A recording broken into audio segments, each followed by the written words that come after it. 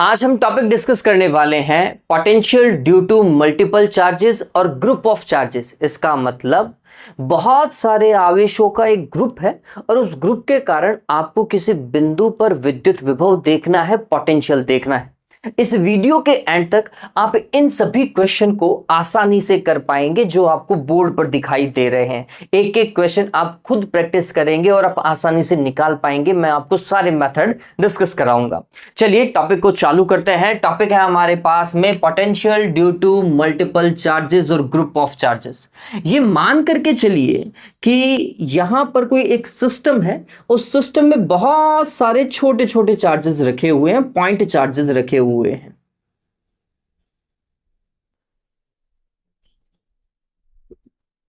ये मान लिया ये nth चार्ज था और इन सभी चार्जेस के कारण कोई पॉइंट है स्पेस में। इस p पॉइंट पर हमें क्या कैलकुलेट करना है? पोटेंशियल कैलकुलेट करना है। एक बात समझिए कि पोटेंशियल एक स्केलर क्वांटिटी है, इसमें डायरेक्शन का कोई रोल नहीं है बच्चों। अगर ऐसा है तो हमें सिर्फ और सिर्फ दो चीजों की रिक्वायरमेंट है। क्या भाई? डिस्टेंस कितना है जिस पॉइंट पे आप पोटेंशियल कैलकुलेट कर रहे हैं, उसका डिस्टेंस आपको पता होना चाहिए और जो चार्ज पोटेंशियल बनाने वाला है उसका वैल्यू पता होना चाहिए। अगर ये दो चीजें आपके पास में है तो आप आसानी से उस पर्टिकुलर पॉइंट पर पोटेंशियल को कैलकुलेट कर सकते हैं, कोई दिक्कत नहीं आएगी, कोई दिक्कत नहीं आएगी। कैसे? तो पोटेंशियल स्केलर क्वांटिटी होने के कारण आप सिंपली लिख सकते हैं, पोटेंशियल का एक ही फॉर्मूला है, हर एक चार्जेस के कारण जो पोटेंशियल है उसका सम कर दीजिए, अलजेब्रिक सम कर दो बच्चों। अगर प्लस का पोटेंशियल है तो प्लस का लिखो, माइनस का है तो माइनस का लिखो।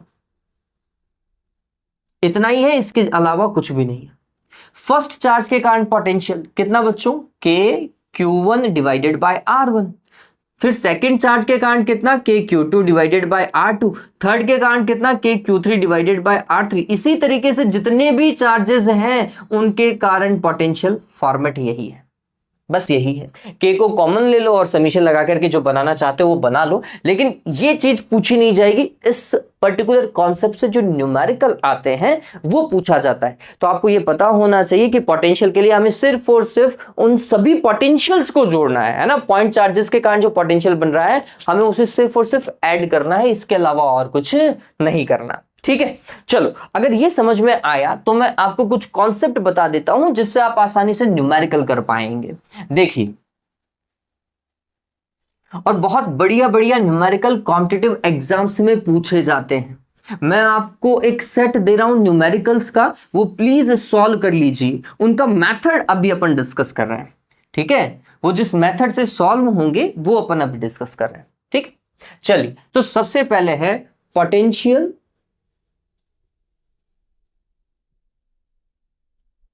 at the center of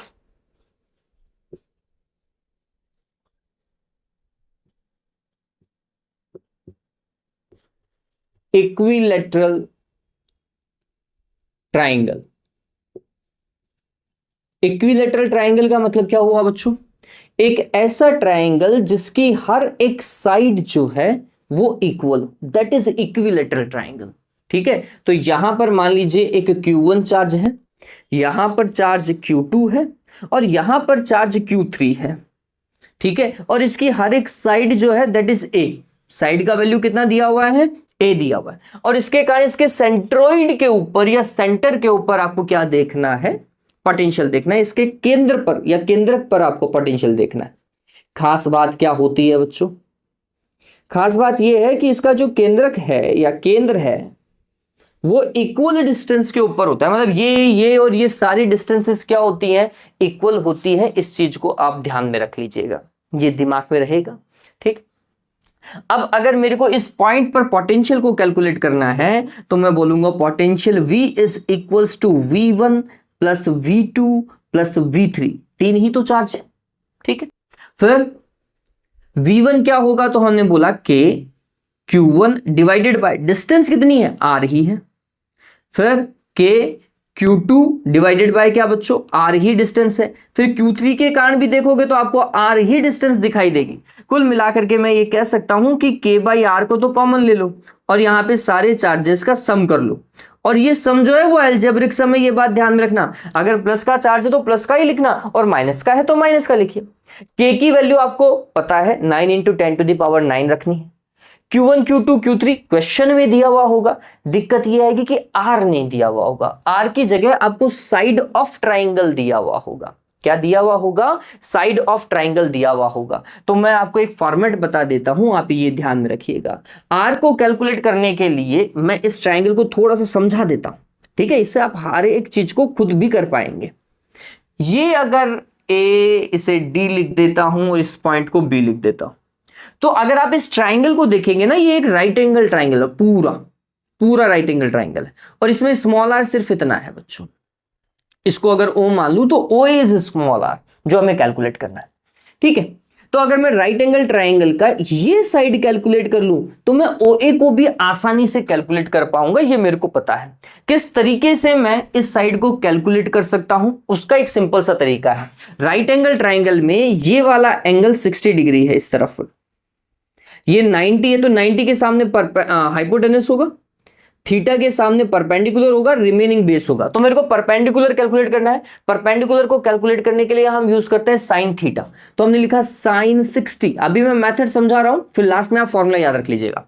sign 60 is equals to perpendicular divided by hypotenuse. What is perpendicular? Perpendicular is AD, perpendicular is AD divided by hypotenuse. Hypotenuse क्या है? AB, that is A।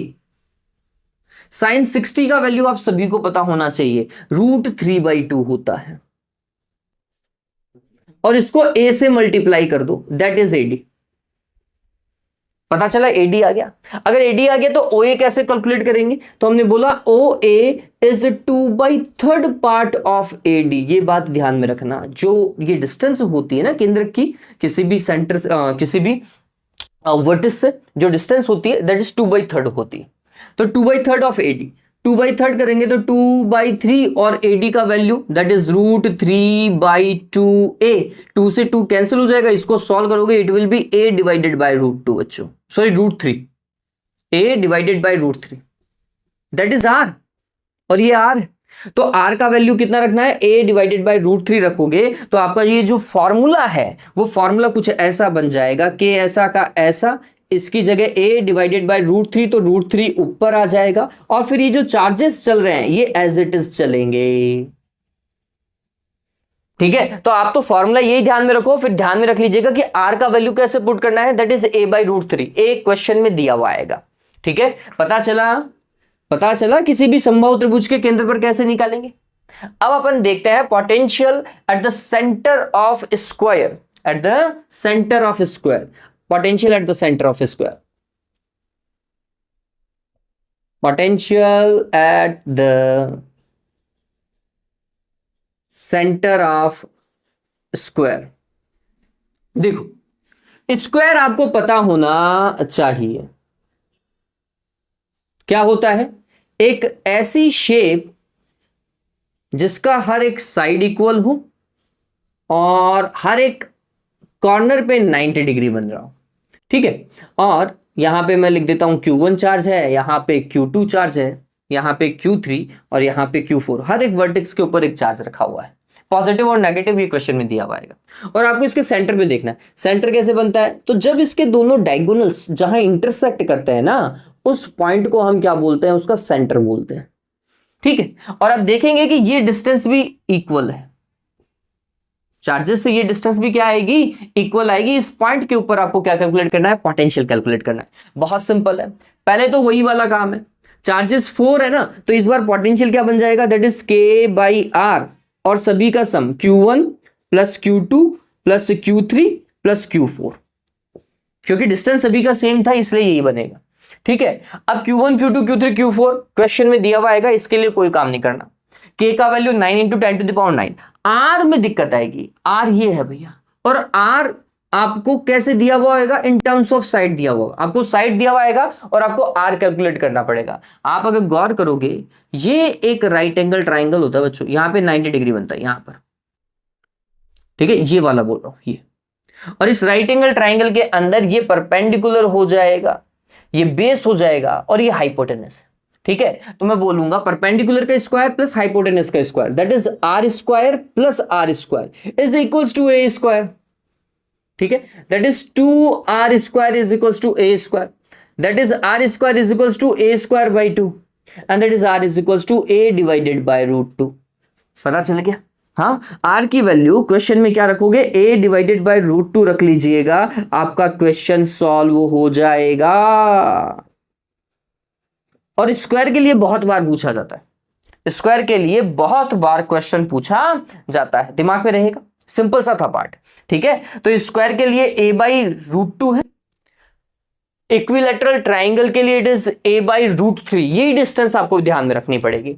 फिर last में हमारे पास में आता है बच्चों हेक्सागन, रेगुलर हेक्सागन। बच्चों रेगुलर हेक्सागन बहुत सिंपल क्वेश्चन बनेगा अगर रेगुलर हेक्सागन से आ सकता है। रेगुलर हेक्सागन में क्या होता है, 6 साइड होती है इक्वल, है ना, समषटभुज बोलेंगे। समषटभुज के अंदर 6 साइड्स होती हैं और उन सभी का वैल्यू सेम होता है। ठीक है, तो यहां पर देखो रेगुलर हेक्सागन के लिए कैसे काम करेंगे। रेगुलर हेक्सागन मैं ऐसा बना देता हूं, और at the centre of regular hexagon कैसे देखा जाएगा, जहां पर इसके ये सारी साइड्स एक दूसरे को इंटरसेक्ट करेगी ना, सॉरी ये थोड़ा ऊपर चला गया, ऐसा।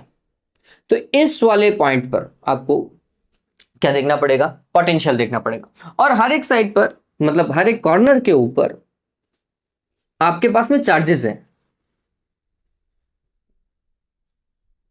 ये चार्जेस लगा दिए, और इस पॉइंट के ऊपर आपको पोटेंशियल कैलकुलेट करना है। अब देखो ये डिस्टेंस आपको चाहिए, और इस डिस्टेंस को मैं मान लेता हूं r। ठीक है, अगर ये डिस्टेंस r है, और अगर आप गौर करके देखेंगे तो यहां पर है ना, ये सारे के सारे आपको पैरेललोग्राम दिखाई देंगे, ये सारे पैरेललोग्राम है। अगर ये पैरेललोग्राम है तो ये आमने सामने की साइड इक्वल होगी। ठीक है, मतलब अगर ये आर है तो डेफिनेटली ये भी आर ही होगा, और ये एक साइड भी है, इसका मतलब साइड और आर की वैल्यू सेम। अगर ये आर है तो डेफिनेटली ये भी आर है, और ये एक साइड है, इसका मतलब है आर और ए की वैल्यू सेम। तो इसका मतलब जो आपको साइड क्वेश्चन में दिया हुआ होगा वही आर का वैल्यू होगा in case of parallelogram, sorry in case of regular hexagon. तो ये बात ध्यान में रखना, ए और आर का वैल्यू सेम होता है। अगर मेरे को इसके सेंटर पर पोटेंशियल देखना है, दैट विल बी के बाई आर, और यहां पर Q1 प्लस Q2 जितने भी चार्जेस हैं उन सभी का एल्जेब्रिक सम कर दीजिएगा, आपका काम हो जाएगा। पता चला? अरे पता चला नहीं पता चला? आर का वैल्यू ए के बराबर ही है, तो इस केस में तो के बाई ए करके काम कर लीजिएगा, और ये सारे चार्जेस। ठीक है, और ये सारे चार्जेस अगर प्लस का है तो प्लस का, माइनस का है तो माइनस का। ये क्लियर हुआ? अगर ये पैटर्न क्लियर है बच्चों, तो जो क्वेश्चन मैंने आपको बताए थे वो सारे के सारे क्वेश्चन आप आसानी से कर सकते हैं। प्लीज इसे घर पे ट्राई कीजिएगा, प्लीज इन सभी क्वेश्चंस को एक एक को सॉल्व कीजिए। किसी क्वेश्चन में दिक्कत आए तो प्लीज मुझे बताइएगा। ठीक है, जल्दी से वो क्वेश्चन नोट डाउन कर लो या स्क्रीनशॉट ले लो। पैटर्न आपने देख ही लिया होगा, समझ में आ गया होगा, तो कहीं कोई दिक्कत वाली बात नहीं। चलिए, अब आज हम न्यूमेरिकल करते हैं, जो आपकी एनसीईआरटी बुक का एक पार्ट है, और कुछ एक न्यूमेरिकल मैं वो कराऊंगा जो आपके थोड़े बहुत 11th के कॉन्सेप्ट से भी रिलेटेड है। मतलब नीट के लिए मैं आपको न्यूमेरिकल्स तैयार करवा रहा हूं। जो स्क्रीन के ऊपर आप न्यूमेरिकल देख रहे हैं, ये आपके बोर्ड पर्पस की एग्जाम के लिए, इवन नीट की एग्जाम के लिए भी अच्छे न्यूमेरिकल्स हैं, लेकिन बोर्ड पर्पस के लिए तो ये न्यूमेरिकल बहुत बढ़िया है। प्लीज इन्हें सॉल्व कर लो। ठीक है, अब आपकी बुक का एनसीईआरटी का एग्जाम्पल नंबर 2.2 डिस्कस कर रहे हैं। सभी स्क्रीन के ऊपर देखिए, देखिए क्या बोल रहा है। 2 चार्जेस, और आपको चार्जेस की वैल्यू दे रखी है, आर लोकेटेड 15 सेंटीमीटर अपार्ट, एक दूसरे से 15 सेंटीमीटर पर है। At what point on the line joining the 2 charges is the electric potential 0? Take the potential at infinity to be 0। देखो क्या बोल रहा है, आपको 2 चार्जेस दिए हुए हैं, एक प्लस का चार्ज है और एक माइनस का चार्ज है। ये ऐसा लिख लेते हैं, यहां पर दिया हुआ है 3 इंटू 10⁻⁻8 कूलम और यहां पे दिया हुआ है 2 इंटू 10⁻⁻8 कूलम। ये चार्ज मैं मान लेता हूं, एक प्लस का है एक माइनस का है, माइनस वाला ये है, ठीक है। इस वाले चार्ज को अपन Q1 लिख लेते हैं और इस वाले चार्ज को अपन ने क्या लिखा, Q2 लिख लिया। और बोल रहा है कि इन दोनों को मिलाने वाली ये जो लाइन है, इस लाइन पर पोटेंशियल जीरो कहां पर है ये आपको कैलकुलेट करना है। और बहुत सिंपल है बच्चों, तो मैं कोई रैंडम पॉइंट, पहले तो ये बात समझिएगा कि पोटेंशियल जीरो तभी हो सकता है जब एक चार्ज प्लस का हो और एक माइनस का हो। अगर दोनों चार्ज पॉजिटिव हो या दोनों चार्ज नेगेटिव हो तो फिर पोटेंशियल जीरो होने की कोई संभावना नहीं है। इस बात को हमेशा ध्यान में रखना। पोटेंशियल जीरो होने के लिए एक पॉजिटिव और एक नेगेटिव होना जरूरी है, ठीक है। और हम ये मान लेते हैं, 2 पॉइंट मिलेंगे आपको, हम ये मान लेते हैं कि ये वो पॉइंट है P1 जहां पर पोटेंशियल जीरो होगा। क्यों? क्योंकि इस P1 पॉइंट में इसके कारण पोटेंशियल पॉजिटिव होगा और इसके कारण पोटेंशियल नेगेटिव होगा, और प्लस को माइनस के साथ में जब ऐड करोगे तो आपको पता चलता है कि वो सब्ट्रैक्ट होगा, तो जीरो आने की संभावना है, ठीक है। तो ये एक, तो ये पॉइंट है।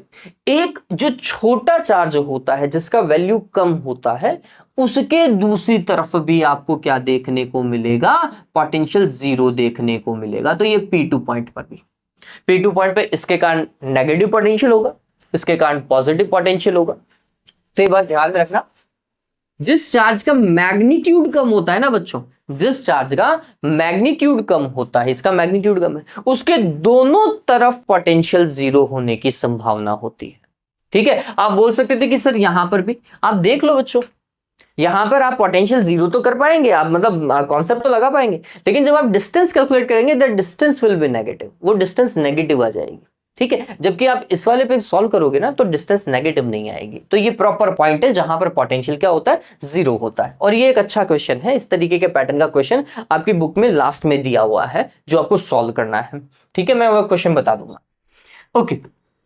चलो तो काम करना चालू करते हैं। सबसे पहले अपन P1 पॉइंट की बात करते हैं। तो मैं बोलता हूं कि ये जो P1 पॉइंट है, इसके लिए ये वाला जो डिस्टेंस है, दिस डिस्टेंस इज R1, या R ही लिख लेते हैं, R ही लिख लेते हैं। तो ये वाला डिस्टेंस कितना हो जाएगा, कितना होगा, ये टोटल डिस्टेंस आपको दिया हुआ है 15 सेंटीमीटर। अगर ये 15 दिया हुआ है तो मैं इसे लिख सकता हूं 15 माइनस R। बताओ यही होगा क्या? अगर टोटल 15 है तो यहां से लेकर यहां तक 15 दिया हुआ है ना यार। देखो भाई क्वेश्चन के अंदर 15 ही दिया हुआ है, जहां तक मैं देख पा रहा हूं, वहां 15 है, ठीक है। तो अगर ये 15 दिया हुआ है तो अगर एक को R मानोगे तो डेफिनेटली 15 माइनस R जो होगा वो दूसरा हो जाएगा। और हमेशा पॉजिटिव चार्ज से ही R मान करके चलिएगा, आपका काम अच्छे तरीके से होगा, ठीक है। तो हमने बोला पोटेंशियल एट पॉइंट P1 कितना होना चाहिए अकॉर्डिंग टू क्वेश्चन, जीरो होना चाहिए, अकॉर्डिंग टू क्वेश्चन चल रहा है।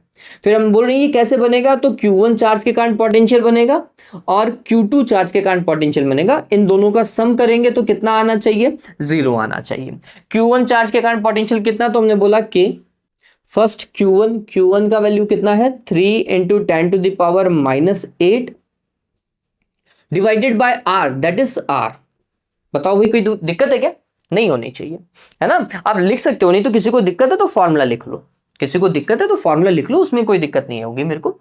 तो हम लिखेंगे कि Q1 डिवाइडेड बाय R, और Q2 के कारण कितना होगा, चार्ज Q2 है divided by 15 minus R, distance उसका कितना है 15 minus R is equals to क्या होना चाहिए, जीरो होना चाहिए। तो ये दूसरी तरफ ले जाइए, ये दूसरी तरफ ले जाइए कि हमें तो R कैलकुलेट करना है, Q1 divided by R is equals to minus का K Q2 divided by 15 minus R।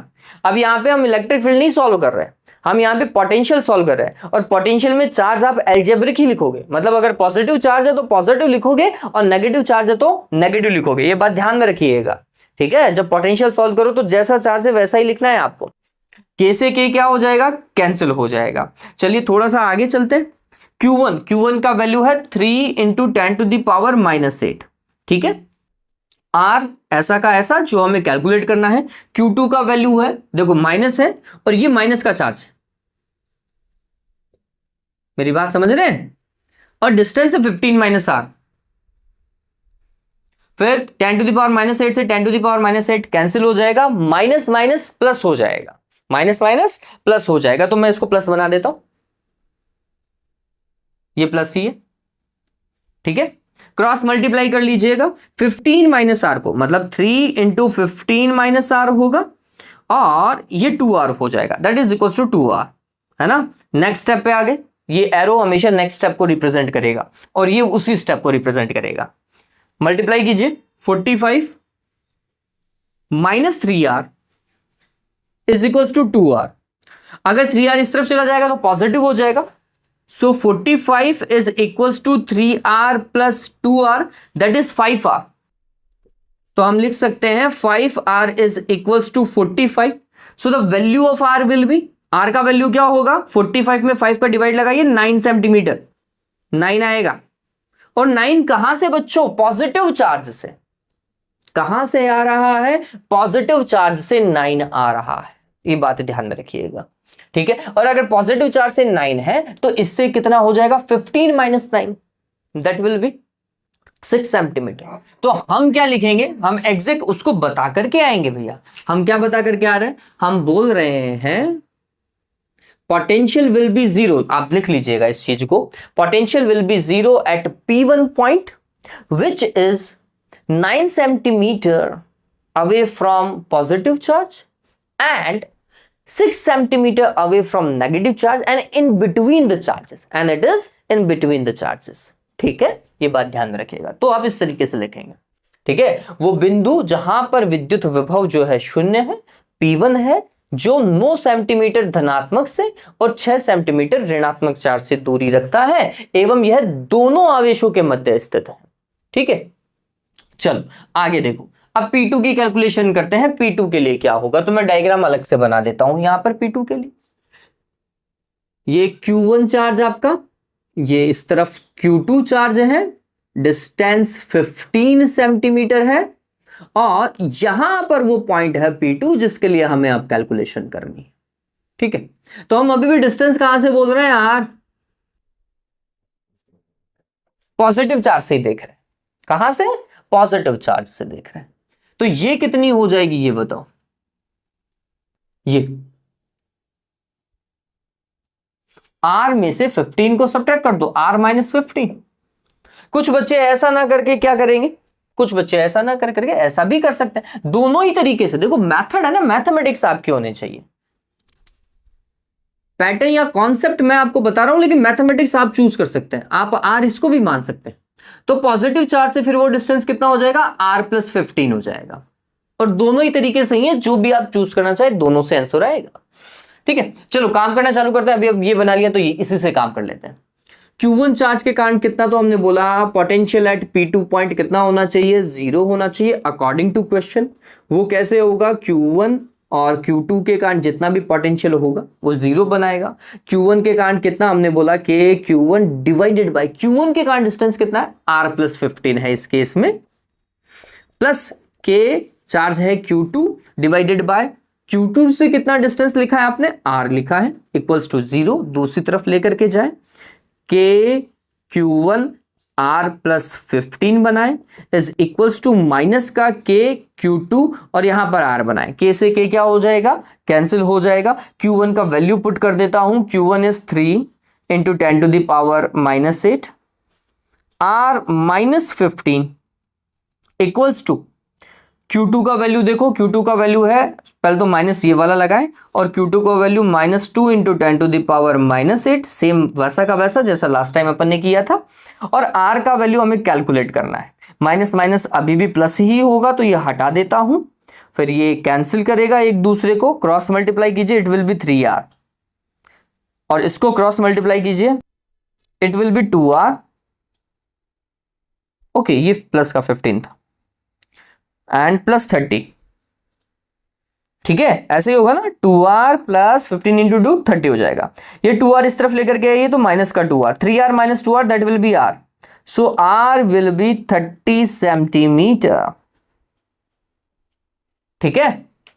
तो हम क्या लिखेंगे, R कहां से, नेगेटिव चार्ज से, तो पॉजिटिव चार्ज से it will be R plus 15 that is 45, है ना। पॉजिटिव चार्ज से 45 सेंटीमीटर और नेगेटिव चार्ज से कितना है, 30 सेंटीमीटर। तो हम बोलेंगे the potential will be 0 at P2 point it is 45 centimeter away from positive charge and 30 centimeter away from negative charge and it is towards right hand side of negative charge. और ये कहां पर है? Right hand side की तरफ है.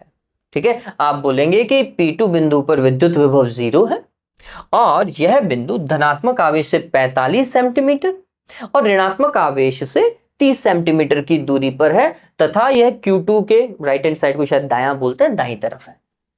ठीक है, तो इस तरीके से आप ये सॉल्व करेंगे. पता चला? क्वेश्चन बहुत प्यारा क्वेश्चन था ये और इसी तरीके का, इसी पैटर्न का ये तो उतार लिया होगा ना. ठीक है, मैं एक बार के लिए देख लेता हूं कि ये नीचे तक आ तो रहा है ना. ये 9 सेंटीमीटर वो दिखाई तो दिया. ओके, ये आ तो रहा है स्क्रीन पर. ठीक है, अब देखो मैं आपको ये कह रहा हूं कि इसी तरीके का एक क्वेश्चन आपकी बुक की एक्सरसाइज में भी है. सेम इसी पैटर्न का क्वेश्चन है. प्लीज उस क्वेश्चन को सॉल्व कर लीजिए. आपको स्क्रीन के ऊपर वो क्वेश्चन दिखाई दे रहा होगा. सेम क्वेश्चन है, बस वैल्यूज ही चेंज है, वैल्यूज के अलावा कुछ भी चेंज नहीं है. इस क्वेश्चन को सॉल्व कर लीजिएगा बच्चों. और जितने क्वेश्चन आप सॉल्व कर पाएंगे ना भाई, उतनी ही आपकी प्रैक्टिस बहुत बढ़िया होगी. तो क्वेश्चन को सॉल्व करने की प्रैक्टिस को बढ़ाइए. आपकी मैथमेटिक्स स्ट्रांग होगी, आपकी फिजिक्स स्ट्रांग होगी, आपके कॉन्सेप्ट अच्छे होंगे, सिलेक्शन आसानी से होगा, है ना. चलो तो नेक्स्ट क्वेश्चन करें. देखो अब ये वाला जो क्वेश्चन आप सामने देख रहे हैं, ये एक बहुत प्यारा क्वेश्चन है और थोड़ा बहुत 11th से रिलेट करेगा. देखो क्या बोल रहा है. A spherical drop of water carrying a charge of 3 × 10⁻⁻12 coulomb has a potential of 500 at its surface. What is the radius of the drop? अब देखो क्या बोल रहा है. एक स्फेरिकल ड्रॉप है और इसकी सरफेस पर जो चार्ज है, दैट चार्ज इज 3 × 10⁻⁻12 कूलम. तो आपको Q तो दिया हुआ है, ठीक है, और पोटेंशियल इसकी सरफेस पे दिया हुआ है, पोटेंशियल भी दिया हुआ है 500. आपको सिर्फ और सिर्फ इसका रेडियस कैलकुलेट करना है. मैं आगे भी डिस्कस करूंगा इस चीज को, अपन स्फीयर के लिए पूरा काम करेंगे, लेकिन इसे अभी पॉइंट चार्ज की तरह अगर आप डिस्कस करोगे तो आपको पता चलेगा पॉइंट चार्ज के कारण पोटेंशियल होता है KQ/R and that is equals to V. आपको सिर्फ और सिर्फ क्या कैलकुलेट करना है? R कैलकुलेट करना है. तो KQ/V is equals to R हो जाएगा. इसमें कहीं कोई दिक्कत नहीं, होनी भी नहीं चाहिए. देखो K का वैल्यू 9 × 10⁻⁹, Q का वैल्यू 3 × 10⁻⁻12. Q यही तो है और V आपको कितना दिया हुआ है? 500 दिया हुआ है. बहुत बढ़िया. चलो इसको सॉल्व करो. 10⁻³ यही है और 9 × 3 कितना हो जाता है? 27 हो जाता है. 27 divided bye 500 × 10⁻³ that is R. ठीक है, बहुत कम है रेडियस, बहुत ज्यादा कम है इवन, है ना. चलो और इसको अगर मैं लेकर के जाऊं, ये 10⁻² है, ऊपर जाएगा तो 10⁻², तो it will be 27 divided by 5 × 10⁻⁻5 हो जाएगा. That is the radius in metres. Clear हुआ? चलो अब आगे देखो, आगे क्या बोल रहा है. आगे वो आपको बोल रहा है if two such drops of the same charge and same radius combine to form a single drop, what is the potential at the surface of the new drop so formed? अब इस क्वेश्चन में add up है. क्या add up है? वो क्या बोल रहा है, अगर ऐसी सेम ड्रॉप्स को ऐड कर दिया जाए, मर्ज कर दिया जाए, तो क्या बनेगी? डेफिनेटली एक नया ड्रॉप बनेगा. तो इस नए ड्रॉप का सरफेस का पोटेंशियल कितना होगा? बिगर ड्रॉप का सरफेस का पोटेंशियल क्या होगा? वो बोल रहा है कि इन दोनों का रेडियस R है, इन दोनों के पास में चार्ज सेम है Q. तो ये जो नई ड्रॉप बनेगी इसका पोटेंशियल कितना होगा? अब ये गौर करो, इसका आ रहा है तो डेफिनेटली इसका रेडियस 2R हो जाएगा. ऐसा ही होगा, ऐसा मत कर देना. यही बस यही एक फिजिक्स लगने वाली और आप आसानी से काम कर लेंगे. ठीक है, इस बिगर ड्रॉप के लिए अगर मैं बात करूं और ये स्मॉलर ड्रॉप्स है, तो स्मॉलर ड्रॉप का पोटेंशियल मेरे को पता है. ये जो Vs है ये एक्चुअली में स्मॉलर ड्रॉप का पोटेंशियल है. कितना है? 500 वोल्ट. VS लिख करके चल रहा हूं, और बिगर ड्रॉप का पोटेंशियल मेरे को पता नहीं है, मैं कैलकुलेट जरूर करूंगा। देखो किस तरीके से काम करेंगे।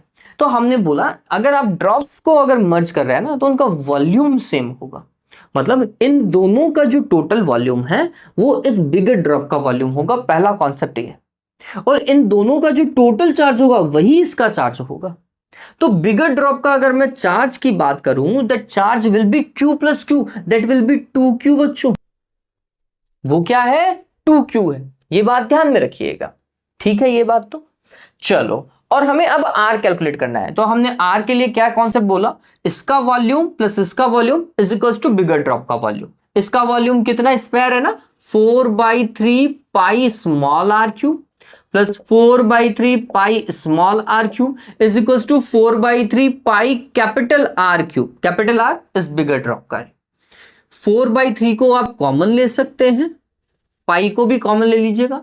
ओके, इसको ऐसा ही कर लो ना यार, इंटू 2 कर लो, है ना, is equals to 4/3 pi capital R cube. 4/3 pi से 4/3 पाई कैंसिल हो जाएगा, तो 2R cube is equals to capital R cube. ठीक है, और मेरे को सिर्फ और सिर्फ R चाहिए पोटेंशियल कैलकुलेट करने के लिए, मेरे को सिर्फ और सिर्फ R चाहिए। तो R क्या हो जाएगा, R will be cube root of 2R cube, ऐसा ही होगा। जिसे आप और क्या लिख सकते हैं, क्यूब रूट ऑफ 2 और R बाहर निकल जाएगा। ये क्यूब था ना, क्यूब से क्यूब रूट हट जाएगा, 1/3 पावर होती है। किसी को नहीं समझ में आ रहा है तो मैं 1/3 पावर से काम कर लेता हूं। ये देखो 1/3, अगर यहाँ पे 3 है तो इधर पावर 1/3 हो जाएगी, तो इट विल बी 2R की पावर कुछ ऐसा। तो ये 1/3 3 से मल्टीप्लाई होगा, कैंसिल हो जाएगा, तो R तो बाहर निकल सकता है, R बाहर निकल सकता है, लेकिन 2 की पावर कितनी हो जाएगी, 1/3 हो जाएगी। इस मैथमेटिक्स को थोड़ा सा समझिएगा। बिगर ड्रॉप का पोटेंशियल ऑफ बिगर ड्रॉप क्या हो जाएगा, K उसका चार्ज Q और उसका पोटेंशियल R। K ऐसा का ऐसा, उसका चार्ज कितना है, 2Q के बराबर है, और उसका रेडियस कितना है 2 1/3 और यहां पे स्मॉल r।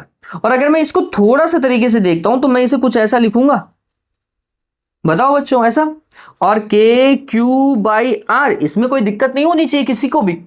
ये 1/3 पावर ऊपर जाएगी तो माइनस का 1/3, यहां पर पावर 1 है और ऊपर जाएगा तो एक पावर तो 1 इसकी, और ये ऊपर जाएगी तो माइनस का 1/3, इट विल बी 2/3, है ना। तो इसकी 2 की पावर हो जाएगी 2/3, तो हम लिखेंगे 2 की पावर 2/3।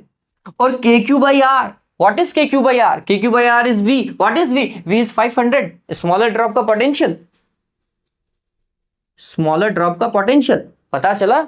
एक बढ़िया क्वेश्चन है, बहुत बढ़िया क्वेश्चन।